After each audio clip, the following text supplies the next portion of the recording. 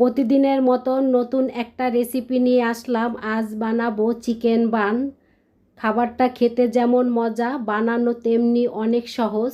আসসালামু আলাইকুম ভাই বোনেরা, কেমন আছেন?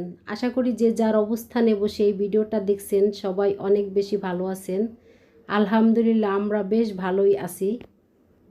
চিকেন বান বানানোর জন্য প্রথমে আমি 1 গ্লাস কুসুম গরম দুধ দিয়ে দিব। 1.5 চামচ ইস্ট দিয়ে দিব। পরিমাণ মতন সাদা তেল দিয়ে দেব। এখানে তেলের পরিবর্তে বাটারও দেওয়া যেতে পারে। আর 2 চামচ চিনি দিয়ে দিব। এখন আমি দুধের সাথে ইস্টটাকে ভালো করে মিশিয়ে নিব। তা খুব ভালো করেই মিশাতে হবে যেন দুধের সাথে ইস্টটা একদম সম্পূর্ণভাবে মিশে যায়। এখন দিয়ে দিব একটা ডিম। আর দুধটা একটু বেশি গরম ছিল, এজন্য তখন ডিমটা দেই নাই। এখন ডিমটা দিয়ে দিলাম। এখন ডিমটাকে ভালো করে মিশাতে হবে। তাই এভাবে আমি 2-1 মিনিটের মতন ডিমটাকে ভালো করে মিশিয়ে নিয়েছি। দিয়ে দিব এখানে 1/2 চামচ পরিমাণ বেকিং পাউডার। এতে করে রুটিটা অনেক সফট হবে। এখানে 2 কাপ পরিমাণ আমি ময়দা দিব। দিয়ে দিব স্বাদ মতন লবণ। এখন আমি ভালো করে মিশিয়ে নিব। ময়দার ডোটা একটু পাতলা লাগছে, এজন্য এখানে সামান্য পরিমাণ আবার ময়দা দিয়ে দিব। এখন আমি হাত দিয়ে ভালো করে মিশিয়ে নিব।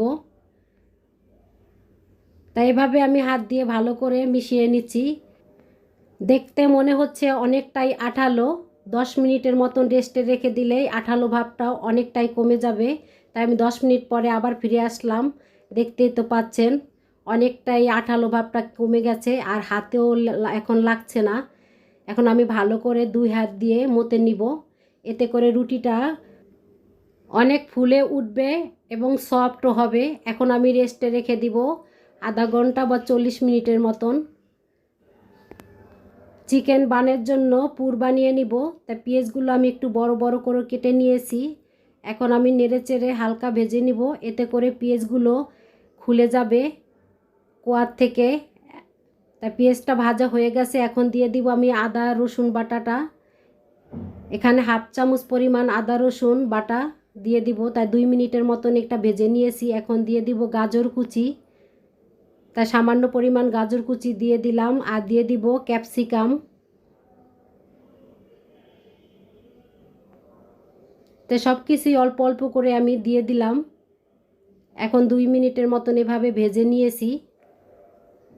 মুরগির মাংসটাকে সিদ্ধ করে ঝুরা করে নিয়েছি, সে মাংসটা দিয়ে দিলাম। এখানে পরিমাণ মতন আমি মাংস দিয়ে দিব। সবজির থেকে মাংসর পরিমাণটা আমি একটু বেশি দিয়েছি। এখন আবার এভাবে আমি 1-2 মিনিটের মতন সবজির সাথে ভেজে নিব মাংসটাকে। এখন দিয়ে দিব এখানে কিছু মশলা। তাই প্রথমে স্বাদ মতন লবণ দিয়ে দিলাম। 1 চামচ চিলি ফ্লেক্স দিয়ে দিব।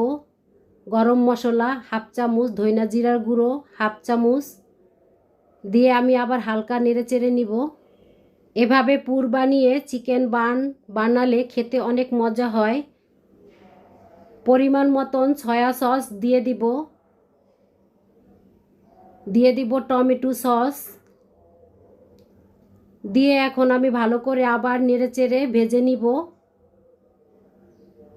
এখানে 1 চামচ পরিমাণ কর্নফ্লাওয়ার নর্মাল পানিতে গুলে দিয়ে দিব। এতে করে সবজিটা অনেকটা আঠালো হবে। এই রেসিপির কোনো অংশ যদি একটু ভালো লেগে থাকে তাহলে অবশ্যই একটা লাইক দিয়ে দিবেন। আর আমার এই চ্যানেলটি সাবস্ক্রাইব করে আমার পাশে থেকে যেতে পারেন। তার পুরটা আমার রান্না করা হয়ে গেছে। এখন আমি চুলার থেকে নামিয়ে নিব।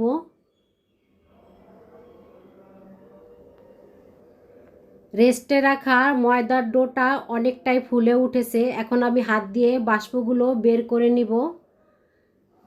বের করে রুটি বানানো ফিরাতে রেখে দিব। এখন আমি 2টা ভাগ করে নিব, যেহেতু পরিমাণে অনেক বেশি। 2টা ভাগ করে এখন ছোট ছোট করে লেচি কেটে নিব। তা যে পরিমাণে আমি বানটা আকারে বড় করব সেই আন্দাজে আমি এখানে লিচিগুলো কেটে নিয়েছি। তা একটা বান আমি বানিয়ে দেখাচ্ছি। রুটিটার মাঝখানে একটু মোটা রেখে সাইডগুলো পাতলা করে একটু বড় করে নিচ্ছি হাত দিয়ে চেপে চেপে। এখন দিয়ে দিব আমি পুর মাছ বরাবর।